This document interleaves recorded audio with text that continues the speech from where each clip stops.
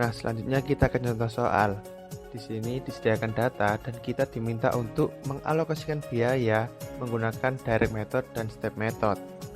Direct method mengalokasikan biaya dari setiap servis departemen kepada departemen produksi.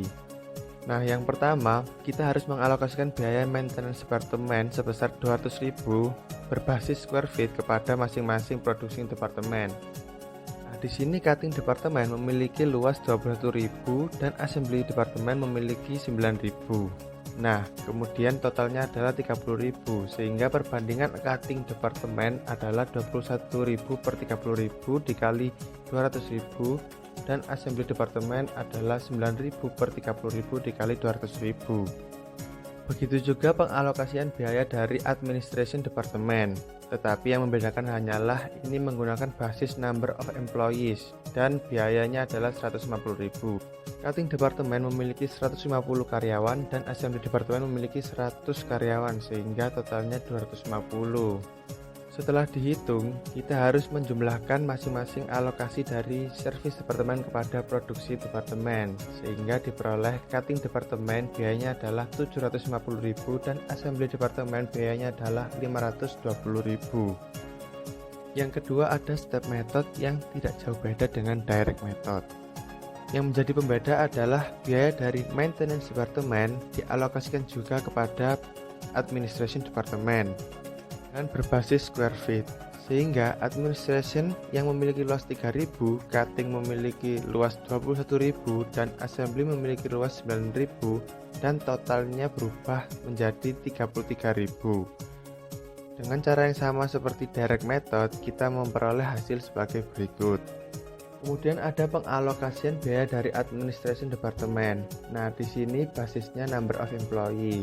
Besarnya tidak 150.000, melainkan 150.000 ditambah 18.182, di mana 18.182 ini diperoleh dari alokasi biaya dari maintenance departemen. Dengan cara yang sama dengan direct method, kita memperoleh hasil sebagai berikut. Setelah itu kita menjumlahkan alokasi biaya tersebut kepada cutting departemen dan assembly departemen, di mana cutting departemen totalnya adalah 748.182 dan assembly departemen berjumlah 521.818. Selanjutnya kita masuk ke contoh soal dari metode aljabar. Di sini diketahui sebuah data dan kita diminta untuk mencari alokasi P1 menggunakan metode aljabar.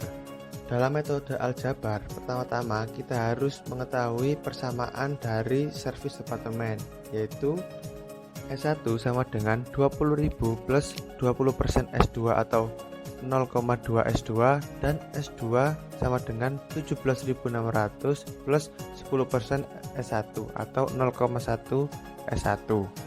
Kemudian kita mensubstitusi kedua persamaan tersebut sehingga diperoleh S2 sebesar 20.000 dan S1 sebesar 24.000.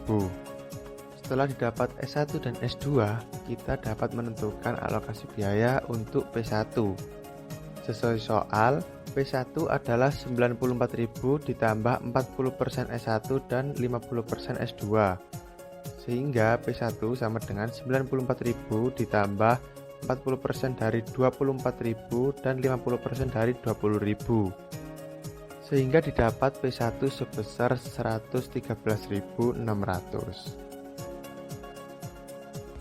Salah satu perusahaan yang menerapkan factory overhead departemental ialah PT Unilever.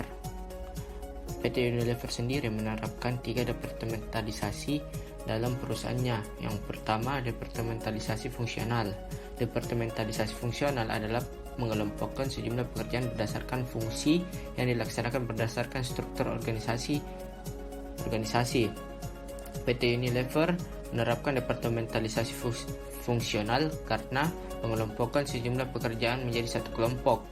Kita ambil contoh seperti yang ada pada gambar Director Chief Financial Officer, di mana pada gambar tersebut dapat terlihat bahwa terjadi pengelompokan departementalisasi berdasarkan fungsi atau departementalisasi fungsional. Yang kedua ialah departementalisasi proses. Departementalisasi proses adalah mengelompokkan pekerjaan berdasarkan arus-arus produk.